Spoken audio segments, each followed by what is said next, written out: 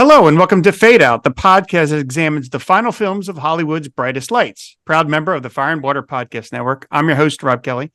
For this episode, our subject is actor Melvyn Douglas. Born in 1901, Douglas appeared in a Shakespearean repertory company while still in his teens. After serving his country in World War I, Douglas moved on to Broadway and then the movies, making his screen debut in 1931 in Tonight or Never opposite Gloria Swanson. Within just a few years, he would star alongside such luminaries as Claudette Colbert, Greta Garbo, Boris Karloff, Fay Wray, Mary Astor, Irene Dunne, Spencer Tracy, Deanna Durbin, and Merle Oberon. He would re-team with Garbo for the 1939 smash Ninotchka, and then once again in 1941's Two-Faced Woman, whose box office failure was so upsetting to Garbo that it drove her into early retirement, never returning to the silver screen. Douglas played a supporting role in 1948's Mr. Blandings Builds His Dream House, which he managed to steal away from its leads, Cary Grant and Myrna Loy. He continued to work on Broadway as well as in the new medium of television, but continued to deliver memorable performances in films like 1963's HUD, for which he won a Best Supporting Actor Oscar. As he got older, Douglas held his own against the newest crop of Hollywood stars like Gene Hackman, 1970's I Never Sang for My Father, Robert Redford, 1972's The Candidate, and Burt Lancaster, 1977's Twilight's Last Gleaming. Now almost 80, Douglas would earn a second Best Supporting Actor Oscar for 1979's Being There opposite Peter Sellers. After appearing with George C. Scott in the horror film The Changeling, he co-starred along fellow legends Fred Astaire, Douglas Fairbanks Jr., and John Houseman for what would be his final film, 1981's Ghost Story.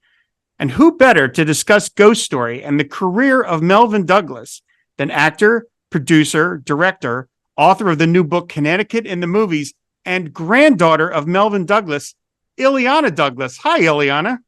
Hi there. Nice to see you. Thank you so much for being here. This is a real honor. I've been seeing you in TV and movies for a long time, and so I'm just so thrilled to be talking to you. Thank you. I'm glad to be here. I remember, I'll tell you back, I saw Cape Fear in the theater, and my friends and I were kind of yelling at you to not go home with Max Cady. They were like, oh, that's the point. That's the don't do it. Well, that's one of my, my grandfather gave me a book called The Men. Think of the title. It's called The Men Who Made the Movies. And, but it was all the great directors of the day, Howard Hawks, because he knew I loved acting in movies. Howard Hawks, Hitchcock, and in the what I remembered most, and the book is by Richard Schickel.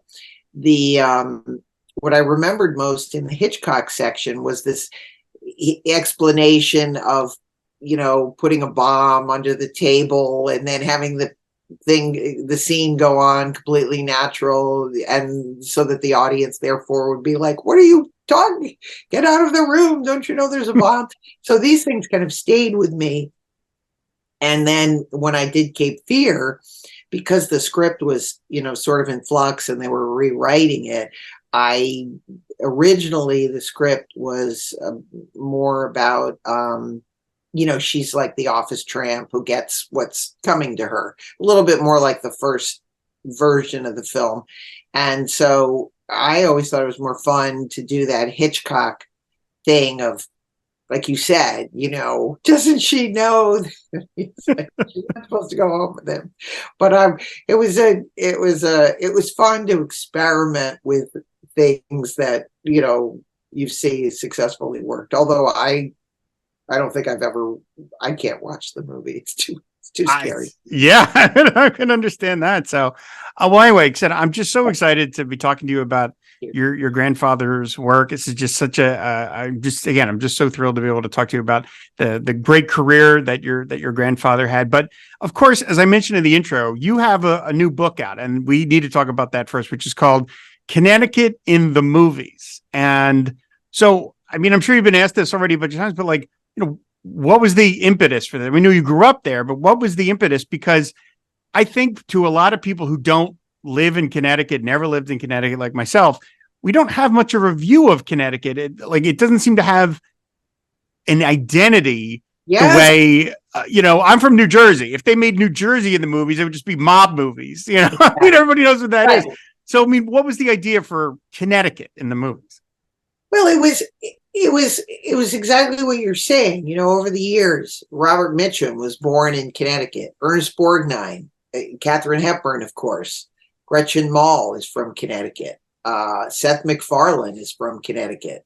Matthew Weiner, the creator of Mad Men, went to Wesleyan University. Mad Men, it is very similar to the films that I call Dark Suburbia, Man in the Gray Flannel Suit. Elia Kazan made films here, lived here. Arthur Miller lived here. He married Marilyn Monroe in Roxbury. There were all these. Janet Leigh and Tony Curtis got married in Connecticut. Jerry Lewis was their best man. Its proximity to New York made it. Hollywood could create anything in Connecticut because it was close to New York. In the film Pillow Talk, Rock Hudson is seducing, Doris Day, and he's got a little country place where in Connecticut, like you said. Somehow, if he said New Jersey, it would be like, okay, I'm not going to New Jersey. But it becomes shorthand. And I always use the example of the Alfred Hitchcock film Rope, in that Rope is based on the Leopold and Loeb murder case, which took place in Chicago. And yet in the film Rope, he has the two students going to Yale. And after they kill their fellow classmate, where are they going to bury the body? At their mother's estate in Connecticut. So somehow, why did he do that?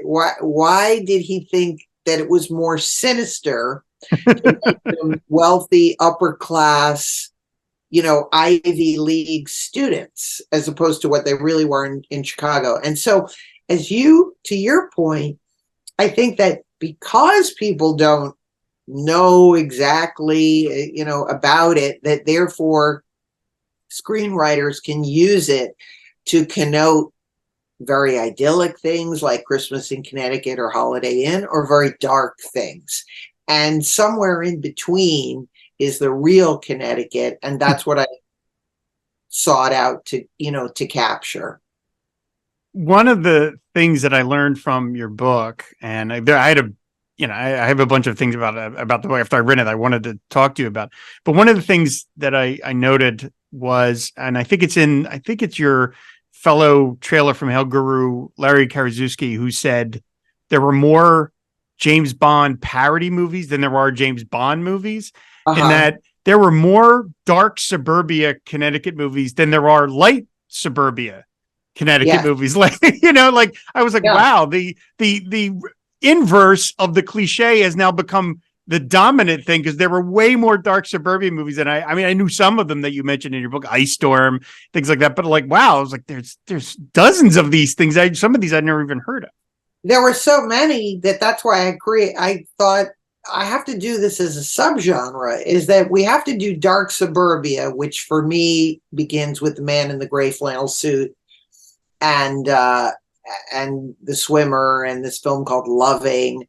And then what I call dark suburbia redux, which is a modern reinterpretation of the past, which is even darker than the actual dark suburbia. And that's where you get films like The Ice Storm, like Revolutionary Road,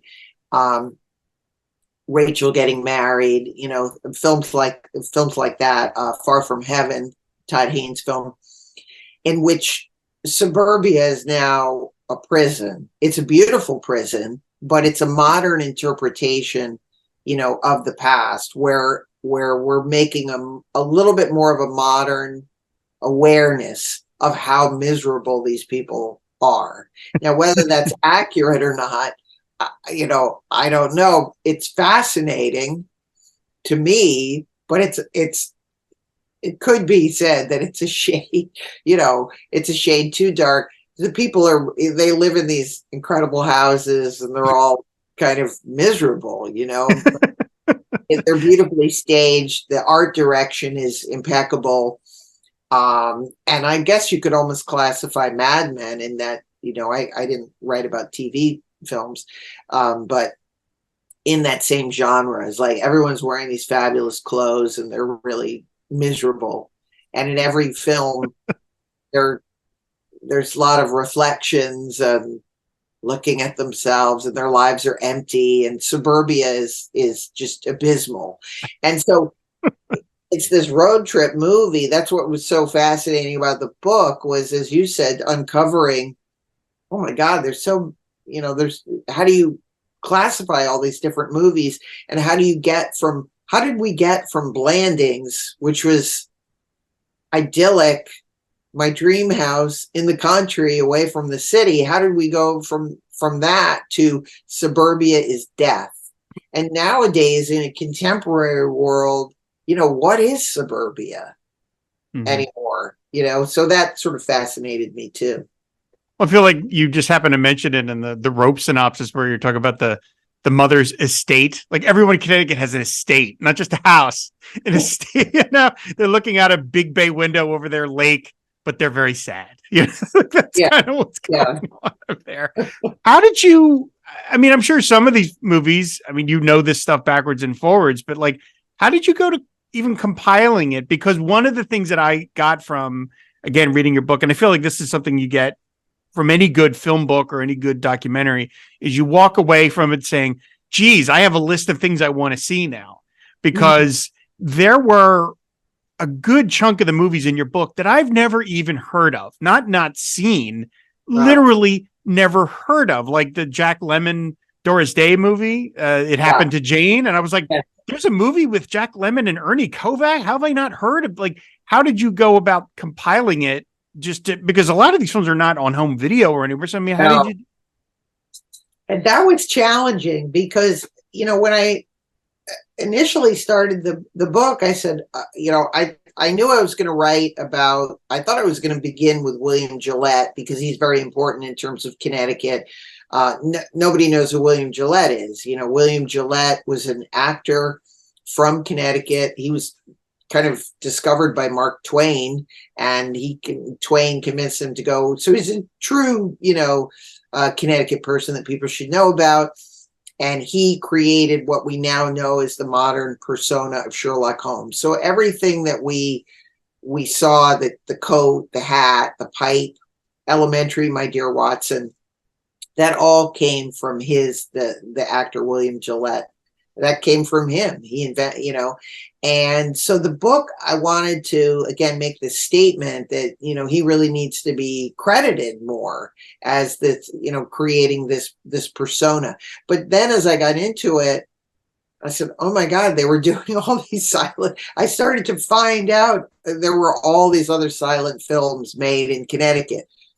I didn't cover all of them, but I said, I'm going to stick with, D.W. Griffith because he's the sort of the most important. You can go down a rabbit hole.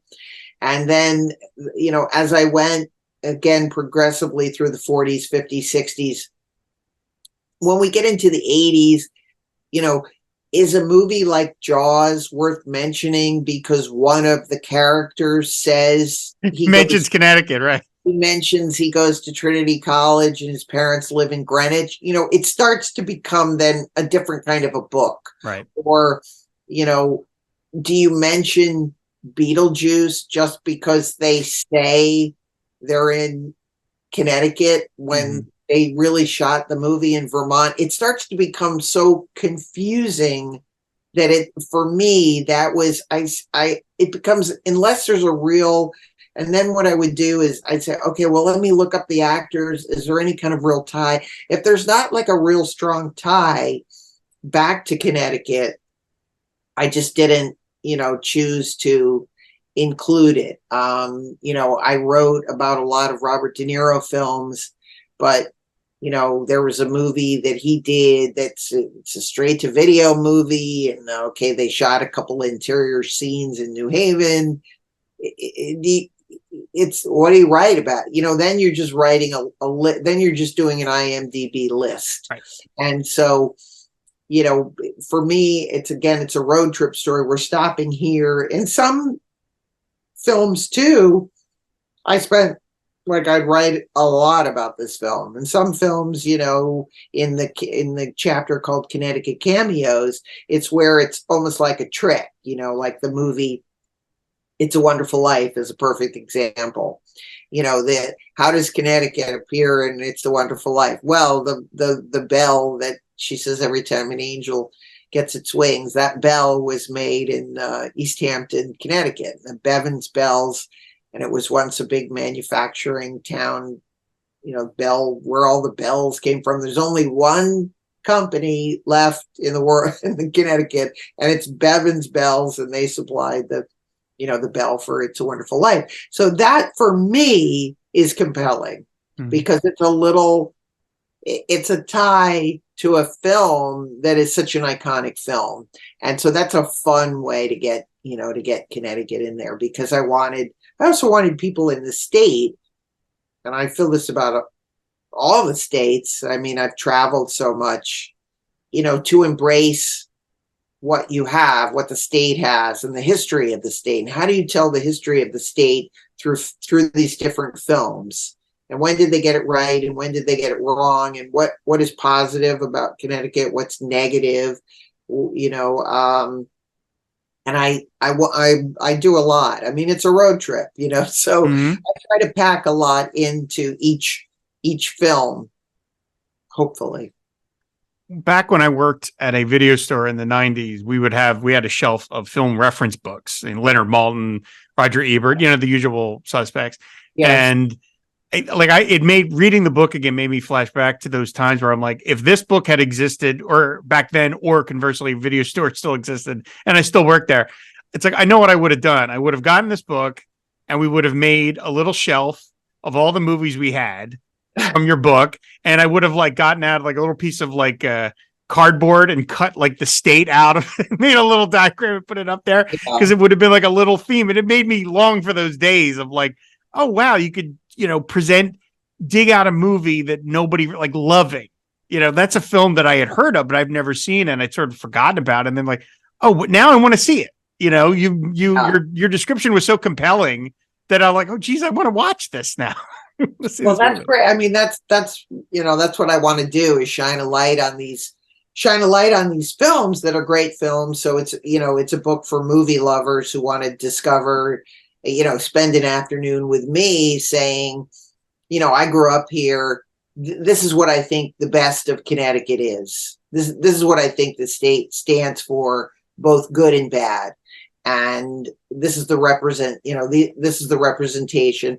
And there were some movies, like I said, that I sadly, I just felt like I didn't include them because I didn't think they were very good. And that's tough to say, because I like to be, because to me, anyone who makes any kind of movie, it's so difficult to make a movie. I would really want to include it, but it's hard. It makes it tough then, because I'm recommending a film simply because, okay, it's based on a real story, but I don't think it's necessarily, you know, very good. Right. All right. On the flip side of that, was there a film that you discovered thanks to having to dig it up for the book that you were like, wow, this is amazing? How have I never seen this to this point? Well, I would have to say the most shocking film that I discovered was The Secret Life of an American Wife. If somebody can, there's, you know, I bought a copy of it on eBay, and I don't even know how I found out about it. I had never heard of it, but it is one of the most subversive films, written by George Axelrod, who, of course, screenwriter of Manchurian Candidate and Breakfast at Tiffany's, but then also Lord Love a Duck, which is a really avant-garde film. And this movie just goes there. This is in my chapter called, you know, 60s, the sex comedies, which all seem to take place in Connecticut. But Ann Jackson, who is married to Eli Wallach, is a, you know, bored Connecticut housewife, and her husband works for a famous movie star. They originally wanted Frank Sinatra to play the part, which he wasn't going to play it, and so they got Walter Matthau. So he doesn't even have a name. He's the movie star, and Patrick O'Neill, is the husband who later shows up in Stepford Wives. Part of his job, I mean, this is right in the movie. His job is that every day at 1:00 in the city, Walter Matthau sleeps with a call girl. He gets her a call girl to sleep with. That's that's his proclivity. And Ann Jackson feels unsexy, and because she's, she explains in the beginning, I warned my husband, if we move to Connecticut, I'll have that Connecticut look. And so she pretends she's a call girl and goes to New York and, tricks Walter Matthau and pretends she's a call girl, and they have this affair, and she comes home all perked up and she's ready to go back into her marriage. And I was like, wow, there's no veneer in this movie. This is not, whereas all the other sex comedies are kind of coy and they flirt around the idea of infidelity, like Rally Round the Flag Boys, Paul Newman and Joanne Woodward. They flirt around the idea, and, neighbors, sexy neighbors, people drinking too much. There's a lot of drinking in the sex comedies. But this one is like, becomes a very serious film where both Walter Matthau and Jackson have this affair in the afternoon, and both have this exchange and, talk to each other. He learns things about her, and she learns things from him. And it becomes kind of a quite serious film. And it'd be great to see if it weren't such a terrible copy, but I would say that was one of them that was really a surprise to me, a revelation. I really want to see it, partly just because it's Walter Matthau. I love Walter Matthau. Yeah, Walter Matthau is always, good. And a great part for Ann Jackson, who, we didn't see too much in films. All right, so before we get to Mr. Blandings Builds His Dream House, because that is the Venn diagram of this book and your grandfather, just one other thing I wanted to mention. I know you said that you're talking about Mad Men. The book doesn't cover television. That's not what it's about. But I don't know if you ever watched, in case you hadn't seen it, I don't know if you ever watched 30 Rock. But there's an episode of 30 Rock where the dimwit actress, Jenna Maloney, leaves the show for a little bit to go shoot a Saw-like horror movie in Connecticut. And the joke of the name of the episode is Ihart Connecticut.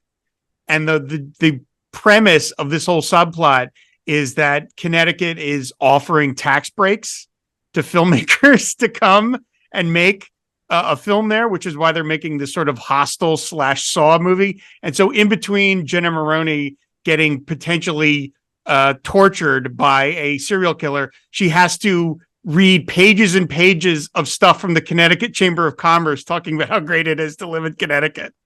It's an absolutely fantastic bit of in between of just reading about, well, we have wonderful bridges and we have wonderful parks here. And it's all about how Connecticut is willing to put up with this grisly movie just to help sell the idea that you want to come to Connecticut.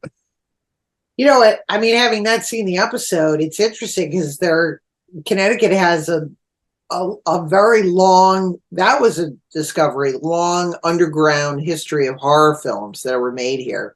Wes Craven, Last House on the Left. In the 60s, this guy named Del Tenney, who, did these drive-in grindhouse, movies that are really kind of so bad they're good type films, until today. And which I covered today, some modern, really horror movies. There was a very interesting film which I discovered called Deep in the Darkness, which is a zombie film set in Moodus. And again, about a, nice couple moving to Connecticut. Zombie. So I wonder if there's some element of truth to that. And then a longer discussion about tax credits in various places. In some instances, there are films that are specifically about Connecticut, but they made in, New Jersey, because they got a better tax credit. And right. And so I write about that. I hope that the book becomes a blueprint so that they expand the tax credit and let people shoot more films here. Absolutely.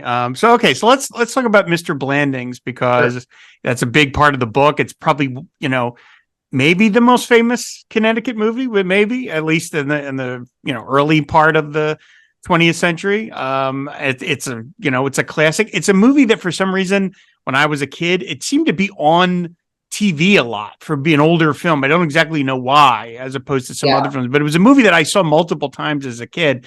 And, I rewatched it for the purposes of this show. And, as I was going through your grandfather's filmography and watching movies I hadn't seen, but I was like, all right, I really want to rewatch Blandings. And as I mentioned in the intro, one of the things I was stunned by is that I feel like, and I'm a huge fan of Myrna Loy, and Cary Grant is Cary Grant, but I feel like your grandfather steals that movie away from the two of them, which is not easy to do.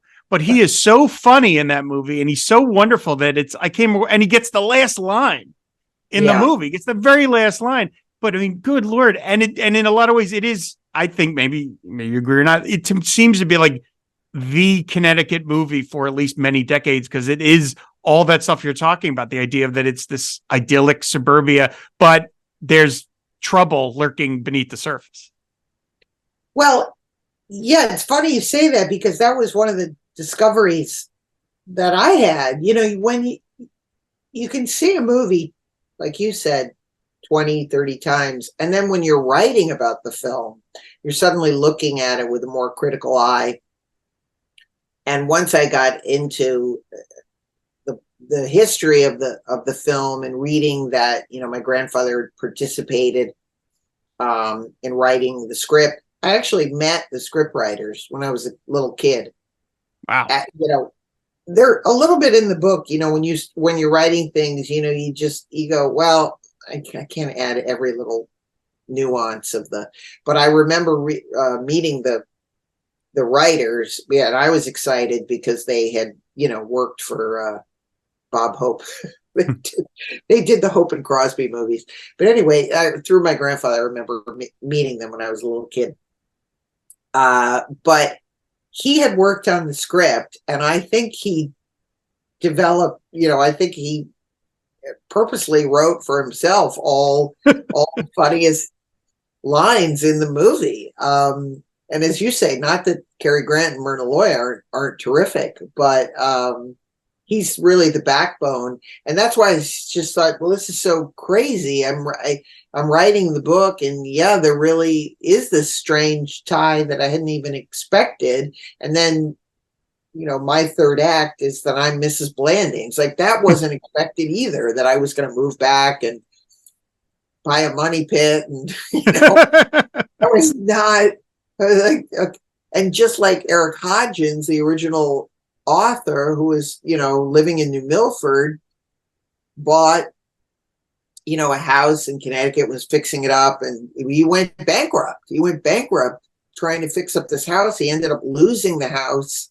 And then he sold, when Hollywood bought the rights to the movie, he tried to buy the house back, and he couldn't. They wouldn't let him buy it back, and he never got his dream. So he built this dream house. So then when I found myself, I said, this is really strange. I'm writing about the movie, and I'm in a money pit, and it's happening to me. And Eric Hodgins said the book is writing itself, and now I'm saying the book is writing itself.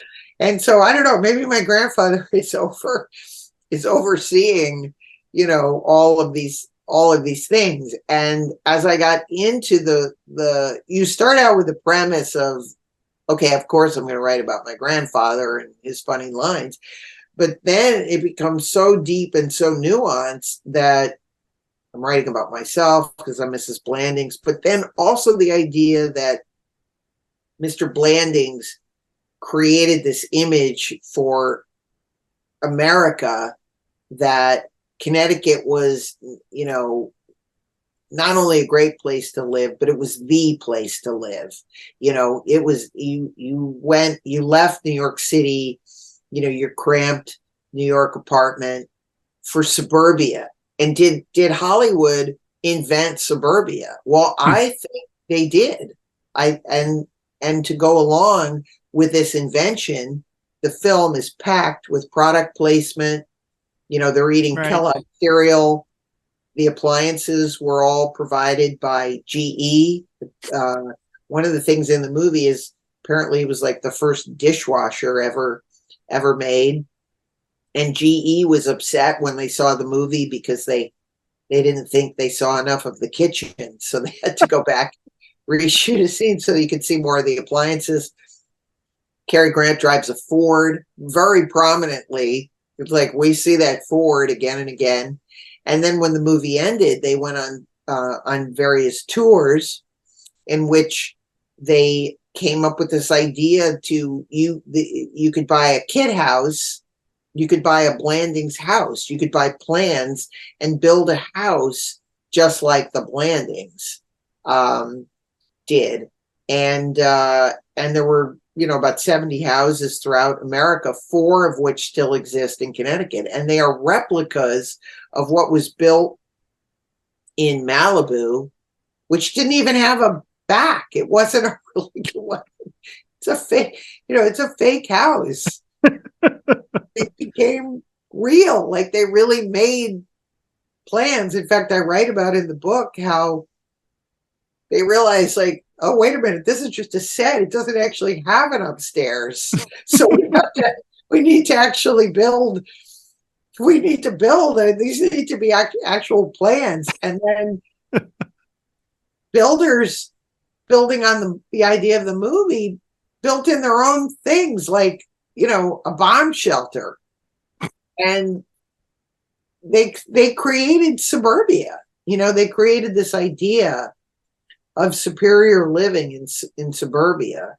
And that's what I talk about is like by the time we get to The Swimmer, it's a deconstruction of Suburbia. Right. And now what is Suburbia? We don't really know, but in the late 40s and the 50s, it was really, really important to bring people out of the city and have them live in the country and commute by train to New York. And I just thought it was fascinating, to write about that culture. I noticed in the movie that whenever Cary Grant or Myrna Loy or your grandfather are driving, the top is down on their car. And I'm like, well, this is the New England, and the house is taking many, many months to get built. I mean, this isn't Los Angeles. At some point, it's got to get kind of cold, but you'd never know it. Everything just looks sunny and beautiful all the time when they're making the house, even though they're finding the well and the water and all the trouble and everything else. But yes. I just noticed that. I'm like, yeah, they're always driving the top down. It's got to be pretty chilly. The message of the film, I realized, is just keep spending. Just keep spending and spending and spending. And in the end, it'll be okay. When I wrote comically in my own journey here, I said I had to keep reminding myself that, Mr. Blandings has a happy ending, but the message of the film, good or bad, is be a consumer. Just keep spending, and we all deserve our dream house, And so what's fun about the book is that it tells the story of William. It starts with William Gillette, who literally with his money built a castle, an actual castle above the Connecticut River. And now it's the same idea, man's house is his castle. Right. And this idea, that it's a very American ideal that we all want our own house and our dream house. And who created that? I think Hollywood did. Hollywood, yeah. Absolutely. So you've written about your grandfather, and you wrote about him in your previous book, I Blame Dennis Hopper. And so of course he comes up again in this book, but I'm fascinated at the idea of growing up with someone who was a big Hollywood star. Like what an unusual situation that is. What do you remember what age you were when you were old enough to figure out what he did for a living? Like, wait a minute, that's my grandfather. He's in this thing. Could you reconcile like what that is? I'm seeing my grandfather, but he's pretending to be somebody else. Yeah, that's interesting. I spent a lot of time in New York with both my Italian grandparents and then my grandfather. He lived in the Upper West Side, and then they had a place in Vermont. And so it was always going from Queens, New York, to the Upper West Side. And I just knew there was a format, he was my grandfather, but there was a certain formality and beauty and aesthetic that I knew that there was something about him that was special, that was unlike my relatives from Queens. That's all I knew, Right. But then as I got older and then spending time in Vermont and then all sorts of, it was probably again when famous people would come to visit that I got the understanding of, oh, okay, he's in movies, and then, watching movies on TV and seeing him in movies on TV. I mean, I think, believe it or not, maybe the first movie I saw of him on TV was called Advance to the Rear. Glenn Ford, right? Isn't Glenn Ford in that? Ford, yes. And I loved, of course, I love my grandfather, but I developed a big crush on Glenn Ford from that point on. But so I would see him on, movies and TV. But then as I got older and, started letting me visit him on film sets, then that's when I really started. And I think it was with the movie Ninotchka that I really started understanding, like, oh, okay, so he had this long, career. Now he's got these different films. And so then we developed more of a communication, because at that point, then I really knew I wanted to go into acting. And he would send me different movie books. And I was always looking for a way, I guess, to, talk to him about movies that he was in. So that's when I started really kind of understanding, oh, okay, he worked with all these different people. There was a book that came out. I've never seen it again. I've been looking around for it, but he was the only actor, I believe, to have worked with Betty Davis, Joan Crawford, like all the major actresses of the time. And so there were books like that. So it was a combination. Again, we didn't have any internet. So it was a combination of movie books, which were so much a part of my childhood, and then actually, kind of talking to him, or, to him taking me to meet various different actors and things like that. Well, that's okay. It's perfect, because I wanted to ask you about that, about whether he talked to you about being in the movies. But obviously, if he's taking you onto film sets, he very much is. Was he supportive of the idea that you would get into that too? Was he a little leery, like, well, there's some downside to this? I mean, what was his opinion about you doing it? No, I think it was very leery. From when I was a little kid, I always, I have no, again, I don't really know why. It's a past life thing or whatever, but, I sort of fashioned myself out as if I were some 1930s, Dorothy Parker. I had a little typewriter that I'd set up, and I would, write movie reviews. I have no idea what, but that was always, and I'd send them to him. I'd write these fictional stories about, I just arrived in Hollywood, but, I'm sure they were awful, but he was always very encouraging of my writing.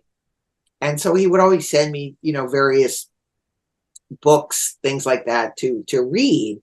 But I always secretly really just wanted to be, an actor. But we had, as I wrote in I Blame Dennis Hopper, he said, well, if you want to be an actor, you have to go into the theater. Well, where am I going to go? Nowhere. We don't have any theater here. So for me, getting into this theater group, which is called the Hartford Stage Company Youth Theater, even though it was a musical, I was like, I've done it. Okay, I can emulate now his rules, which are, if you want to be an actor, you study, you do something serious and you go on the stage. But we were doing, this is like a funny example of my grandfather, is so I got cast in the musical called Boys from Syracuse, and I was playing the role of the courtesan. I had one big musical number, and my grandfather said, I'm going to have you come. I know you're doing this musical, and so take the train down to New York because I want you to have lunch with Mrs. Mary Rogers, the widow of Richard Rogers. I'm like a little kid. I'm like, I just get apart, So he would force me into situations which were way, way above my head. I mean, that I now look back and now I'm laughing. Like, I don't even know how I kept up in the conversation. But where you would be sitting across from a grown-up, well, I understand you'd like to go into the theater. You're going to be doing one of my husband's plays. And, so I just tried to, come across as if I was some sort of serious actor, even though all I really wanted to do was kind of, sing and dance and be famous. But that was so those are my kind of my favorite memories of my grandfather. I know we're going to get to Ghost Story, but when I was on the set of Ghost Story, it's like I told Jen Houseman of your interest to be an actor, and so I've arranged for you to do monologues for him. I was like, so that was thanks, Grandpa. Yeah, exactly. I look at it now, I'm like, how the heck did I don't even know how I got through these things, but I was like, okay. You bet. I'm going to be an actor, That's so sweet, though. That's so wonderful, that he was that supportive of it. That's great. Yeah. So, if that's what you call supportive, it's like, or was he testing me? I don't know. I don't know. Maybe. Well, it's kind of both, really. Yeah. I guess. Such a shame. I mean, I would have loved, of course, now that I've had this lengthy career, it would be incredible, of course, to talk to him. He had a lengthy career, with lots of highs and lows. And I don't think he was entirely ever really satisfied with where he was in his career. And you think about it now, now he seems almost as if he died relatively young compared to some, actors who've lived into their 80s and done other things. But it would be incredible, of course, to have had him see me, perform or something like that. So getting to write about him is a great way of honoring him. I think because he always wanted me to be a writer, so somehow I've been able to do both. That's remarkable to hear that he got the perception he wasn't totally thrilled with his career. I mean, he won 2 Oscars, for Pete's sakes. I mean, there aren't that many people that have done that. You would think it's an amazing career. I think that, again, actors of his generation, were, they didn't really, what's kind of, it was before we even thought, there was no TCM when he was around. We didn't have this. It was just at the beginning of this idea of movies are art, Roger Ebert. And there was no, they just didn't have this appreciation for what they did was so special, and I think that had he lived a little longer and seen, again, that his longevity, I've experienced just by the amount of people that I've met, over the years who worked with him and knew him, and just had such, tremendous respect for him. Yeah. I mean, it was a real part of the joy of doing the show is that it forces me to go through people's filmography and see things that I wouldn't normally just think to sit down and watch. And so I saw a bunch of his movies I had never seen before. That Uncertain Feeling, the Ernst Lubitsch film, which is terrific. I think he's really funny in that. I saw HUD for the first time. I'd never seen HUD. Oh, and he won an Oscar for that. I mean, he's crushes it in that movie up against Paul Newman, I mean, which is no easy task. Yeah. And then I watched I Never Sang for My Father, which is a hard watch. Not, Yeah. it's a based just a movie about a guy dealing with his elderly parents and the father who is sort of this uncompromising guy, and he's failing in his age. And it's, it's a great movie, but it's not it's not the kind of thing you would choose to sit and spend 2 hours with, because you can't have, most people have experienced that or will experience it in their life. And he's terrific in that. I mean, he completely matches Gene Hackman's intensity, which is, that's not easy to do.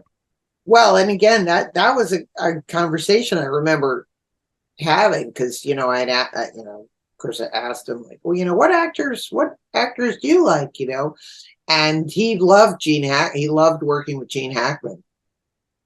He thought, I don't think he had any disdain for like old type of acting, classic acting versus new actors. I know he loved working with Robert Redford. In fact, it was so great when I got to meet Robert Redford, and I did a little role in the movie Quiz Show, and I had this very small part. And the day we were going to film, I get this, the first AD, like, Mr. Redford would like to talk to you in his trailer, and so we were in there for an hour. He wanted to tell me stories about my grandfather and candidate. They kept knocking on the door. They were like, Bob, we really need to go. We really need to shoot. And he's like, I'll be there in a minute. He goes, and another thing about, and I'm in full 50s makeup. And it's like, all right, I have this tiny part, but man, this is so great. Like hearing these stories, and just hearing how much he loved working with him. That to me is really, I think he had a very modern style of acting, which comes out again and again. He doesn't have the formality that some of the actors, sometimes he's mentioned in the same vein of William Powell, which I find to be, not, William Powell never did theater. I think they're very, nothing against William Powell, but I think my grandfather was just so much more versatile than William Powell, so much more, than because he became a character actor, theater actor, etc. And his style of acting, I think, is just so modern. Yeah, and he fit in all sorts of different movies. I mean, I mentioned he's in The Changeling, which I think is a terrific horror movie. Yeah. But then he's in Being There. He's in a Hal Ashby movie. Two very different kinds of things, and yet he fits. He's great in both those movies. So he's able to modulate what he's doing. So okay, well let's talk about Ghost Story. It was released on December 18th, 1981. For those of you who have not seen it, I'm just going to do a very brief plot synopsis of it so you know what we're talking about. So in a small New England town, four old friends, businessman Ricky Hawthorne, lawyer Sears James, physician John Jaffrey, and Mayor Edward Charles Wanderley form the Chowder Society, a private club where they swap horror and ghost stories. Edward's son David, living in New York, falls to his death after the woman he just slept with turns into a living corpse. Edward then asks his other son, Don, to come home to Vermont. Edward sees what he thinks is his dead son, chasing him onto a snowy bridge. He then sees a female apparition and falls to his death. Don, not believing his father died accidentally or due to suicide, tells the three friends a ghost story so he can join the Chowder Society. He relays a story from his past when he fell in love with a woman named Alma. Sensing something amiss about her, Don breaks off their engagement, enraging her. She disappears, only for Don to learn that she is now with his twin brother David. Don finds an old photo of his father and friends from the 1920s alongside a young woman who looks exactly like Alma. John Jaffrey, scared of what might be happening, begs his friends to tell Don the truth, but they ignore him. The next day, he has a nightmare about Alma and dies of a heart attack. Ricky and Sears finally tell Don the truth, that in 1929, the four friends were all smitten with a woman named Eva.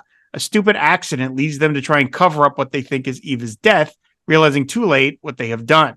Is Alma the reincarnated ghost of Eva, out for revenge?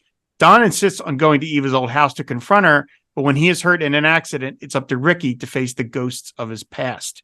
The film stars Fred Astaire in his final film, Douglas Fairbanks Jr. in his final film, John Houseman, Patricia Neal, Craig Wasson, and Alice Krieg, as well, of course, in Melvyn Douglas. It was directed by John Irvin, who did films like The Dogs of War, Raw Deal, and Hamburger Hill.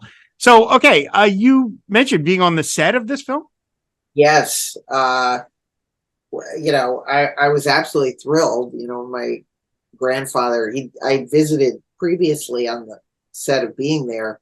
Wow. And now this was going to be more of an extended, I could go up for, a couple days to be on the set. And again, this was part of him. It wasn't just a visit. It was, okay, if you're really serious about this acting thing, you should come up and, see what it's all about. And what's interesting from my perspective, as a kid, was it was an extremely problematic film, which I quickly discovered. The first thing that happened after initially meeting everyone, they'd been in rehearsal, was my grandfather and Patricia Neal, going to the hotel and having room service, and Patricia Neal and my grandfather receiving yellow pages. Now, I didn't know what that meant, and Neal's frustration with the fact that they were getting, that they were elderly, they were getting new scenes written every single day. Right. That she had a stroke. She was recovering from a pretty bad stroke. Exactly. And so for somebody like her, it was very, very difficult and challenging to learn new lines. And so I'm watching this all like it couldn't have been more exciting. I was like, first of all, there's free food, like room service, nice hotel, famous people, Patricia Neal. And so I was in the thick of watching this discussion, between two old actors. And so, of course, cut to me many years later, being in a hotel room, eating room service, getting yellow pages, experiencing that weird frustration of like, don't they know how can they hand me a 7-page scene, And so that was its whole own, kind of an interesting thing. I never heard, my grandfather ever say anything directly negative about the director. Mm-hmm. But I sensed, again, just as a kid, I sensed immediately that there was something, maybe an insensitivity, I guess, to working with the older actors. Mm-hmm. That was another thing that they were talking about, they kept Fred outside. The day I got there, apparently the day before, they had shot the scene with Fred Astaire, in which he was outside for hours. And he ended up getting a cold, that he eventually, didn't, I think he got pneumonia. I believe even got pneumonia. But they were talking about a kind of an insensitivity from the director that maybe he wasn't the right, kind of a person. Then cut to being on the set. And I remember seeing Craig Wasson, who I've never met again, who I've always I just thought I'd love to meet him again, because I remember he looked very worried. He looked concerned. So again, I'm like, I don't know, I'm just observing everybody. So I just remember that he looked kind of worried and harried, and as if maybe things weren't going the way, that he had anticipated. So those are all of my kind of observations. Then, of course, because I'm with my grandfather, everybody was just so incredibly nice to me and kind to me.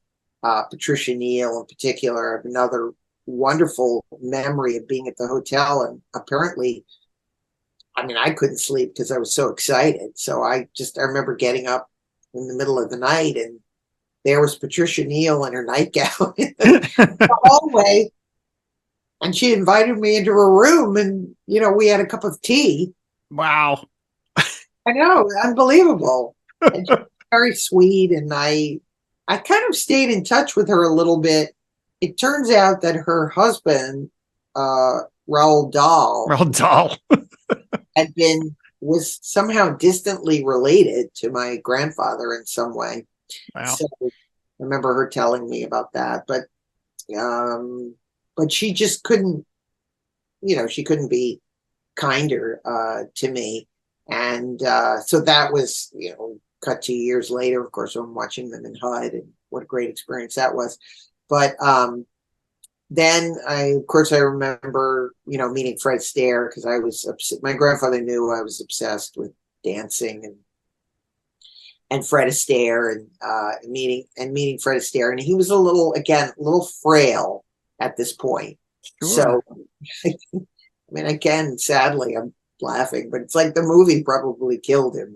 He was, because of all the difficulty of some of the scenes, he wasn't probably in the best of health. So I really wanted to kind of, talk to him maybe more, but I didn't get to talk to him that much. I got to meet him and see him, but I could tell, I was like, all right, he seems like he wants to go home to bed.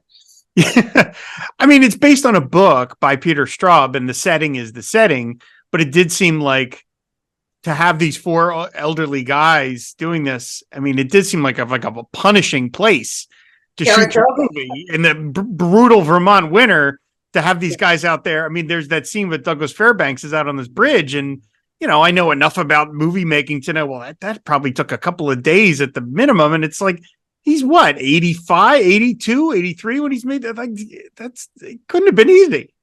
I know. That's why I say I wish I could go back as my grown-up self and, talk to my grandfather and just be like, man, yeah, it all happened to me. I've been there. We were outside, and you're all these things that I saw, going from the set of being there, which was like glamour and unbelievable luxury and all the time in the world, like literally spend all day long on one scene until you get it right. And, a Temple of Art to this film where you're like, something doesn't seem to be quite right on this film. Those were my kind of observations. Watching it again, I saw it many years ago, again, back when I was working at a video store, and I watched it then, and I rewatched it for this. And my takeaway was, as much as I like, as you mentioned, Craig Wasson, like he had a really great run for a very brief period of time. Four Friends, Body Double. He's in Nightmare on Elm Street 3. I remember him in that. And now he's retired. I found an interview with him where he is retired, and so that's why he's not in anything anymore. And Alice Krige, who I know from playing the Borg Queen in Star Trek First Contact. This is like one of her first films. She goes on to do movies like Chariots of Fire and Barfly. As much as I like them in the movie, and I want more of these four legendary guys. I know. And the film doesn't give us that. And I have to figure that's because they were all older, and it was hard probably to have too much of them in the movie. But like Douglas Fairbanks Jr. kind of dies fairly quickly into the film, and I'm like, geez, I really wish I could have seen a couple more scenes of these four guys sitting around a fire telling horror stories, because it's Fred Astaire and it's Melvyn Douglas. Like, what an amazing collection of guys. And so imagine me sitting there off camera with, I took a picture, which appears in my first book. You saw it. It's a snapshot of them coming back from rehearsal, and I had my little cheap Kodak, and I was like, can I take a picture? Took a picture because, again, it was pre-TCM. We didn't have this idea of like, wow, here are these greats from the studio system era, and they're all in this one film. I don't quite think there was that appreciation, that we now have. And I remember my grandfather kind of verbally, which he would do sometimes, when he told me the story of the movie, it was so much better than the movie. Mm-hmm. He said, and they formed the child, it was, I was like, wow, this is going to be amazing. Like you said, why didn't they have more of the four, the four guys? Like that, they're the people you really want to see. You really want to see the veterans, acting up a storm. I mean, when would you get a chance to have Fred Astaire and Melvyn Douglas, in the same movie? I would have to say of the four, John Houseman was the most spry of everybody and very kind of verbal and talkative. But again, he was just an actor in this. He wasn't, even though he had a great career as being a producer, and he was just very happy to be acting, hamming it up in the film. He was in like kind of a second wind to his career at that point too, because he had been in The Paper Chase earlier in the 70s, and he was in John Carpenter's The Fog, and all of a sudden he's kind of in a lot of stuff. He's kind of doing his John Houseman thing, larger than life, Yeah, it's Spivey Point. He says things very dramatically and things like. Was your grandfather friends with those guys outside of, in regular life, or was it just because it's funny for someone like me growing up outside of this stuff and not knowing any of the intricate workings, you kind of assume that everyone all knows each other, which is of course not true, just because they were all movie stars around the same time. Although Fairbanks obviously is an earlier vintage than your grandfather and Fred Astaire. But like, was he friends with them, or was it a chance to like, oh, these are guys I don't know that well, even though we all kind of came up at the same time, and I get a chance to be in a movie with them? He was friends with Patricia Neal. I know that they remained friends after being in HUD. Being in HUD, right? Yeah. He was not friends with Fred Astaire. Fred Astaire was at a different studio. Fred Astaire was at RKO, and my grandfather was at Columbia and MGM. So maybe they would have crossed paths. And Douglas Fairbanks, same thing. I crossed paths, but they were not friends. I believe John Houseman, because of the theater connections, that they were more in touch and more contemporaries, and they both lived in New York. Remember, Fairbanks and Fred Astaire both lived in Los Angeles. So they seem to be, pretty chummy. Did your grandfather seem to have a good time when he was making the film, even if he was a little skeptical of how it was coming out? Was at least the process for him kind of a fun experience? Yeah, I mean, again, my recollection is, as I look back in astonishment, he never complained. He never said anything about all these, different the amount of pages or the amount of work that he had to do, again and again. They would say, oh Mel, you don't have to do that again if you don't want to. And he would do it. So I think that, again, even though we didn't talk about acting that much, I think he really loved, acting and working on a character and being in films, more than he expressed. But that was, again, part of that generation, I think, to downplay their careers, or they didn't talk about acting very seriously. But yet, as I said, at the same time, I think that part of the reason I was there was to observe what it was really like on a movie set and meet John Houseman and, have him assess if I had any kind of talent at all.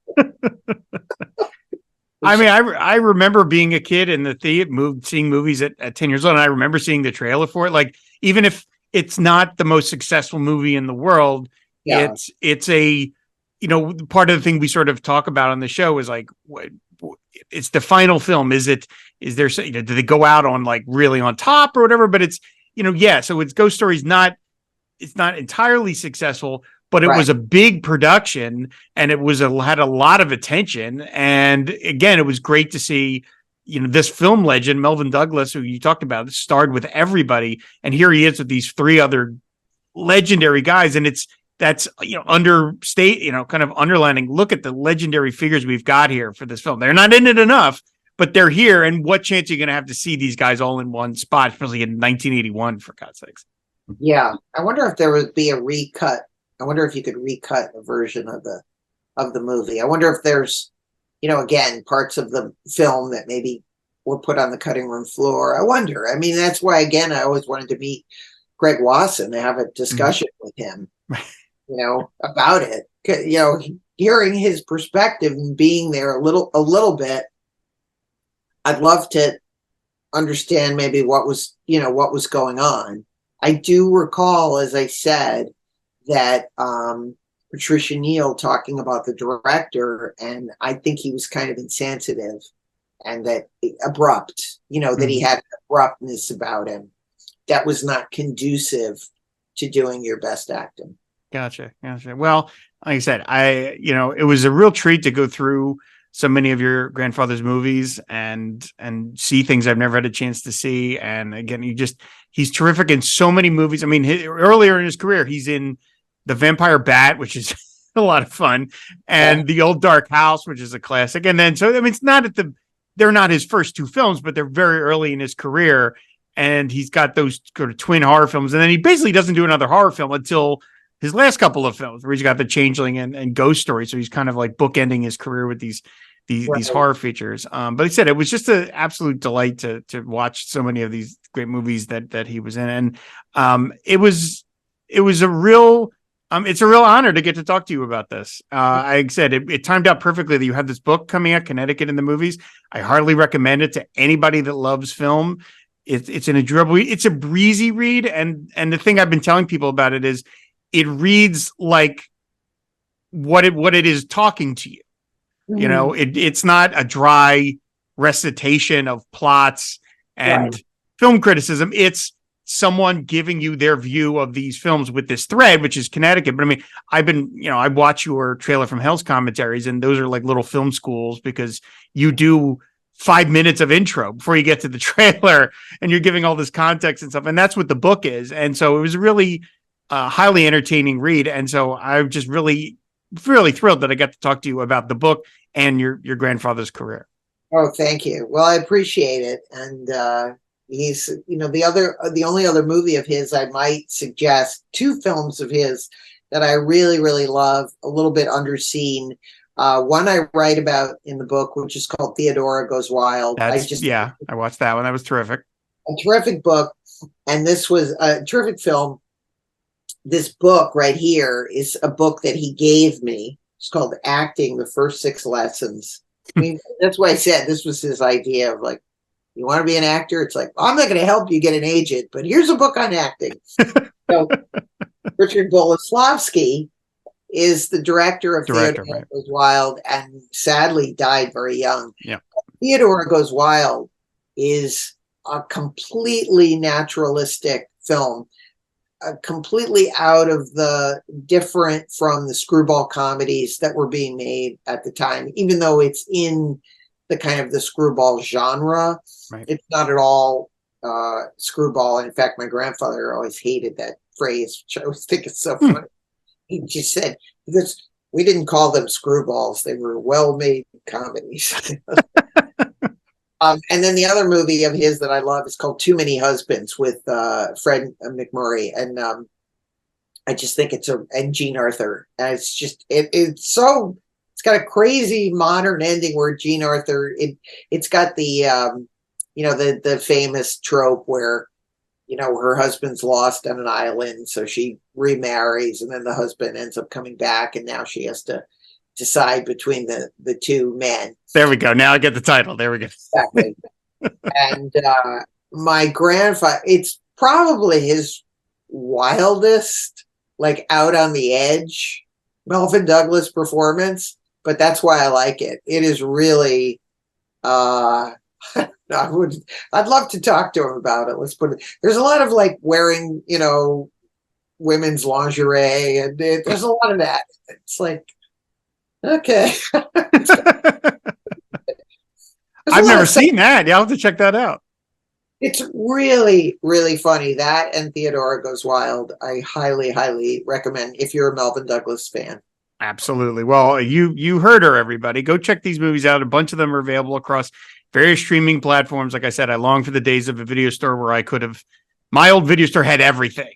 So we had Loving, we had Let's Scare Jessica to Death. We had all the, I would have made a little shelf of Connecticut movies, and I would have been so happy to sort of let people know about this book, because I said it's an absolutely terrific read, and it's part of my permanent film shelf now here here in the studio. So, well, again, thank you so much for doing this, Illeana. I'm a big fan of yours and a big fan of your grandfather. So it was just the thrill of a lifetime to get to talk to you about this. Thanks so much, Rob. Absolutely. So thanks everybody for listening. Of course, you can find all the back episodes of the show on our website, fireandwaterpodcast.com. You can subscribe to the show in any podcatcher of your choice. We're always on Twitter and Blue Sky as Fade Out Pod. And if you want to support the networks, go to patreon.com/FW podcasts like Monique D did. So thanks so much for the support, Monique. So thanks for listening. We'll be back with another Fade Out before you know it. But until then, we've reached the end of this particular script. So it's time to fade out.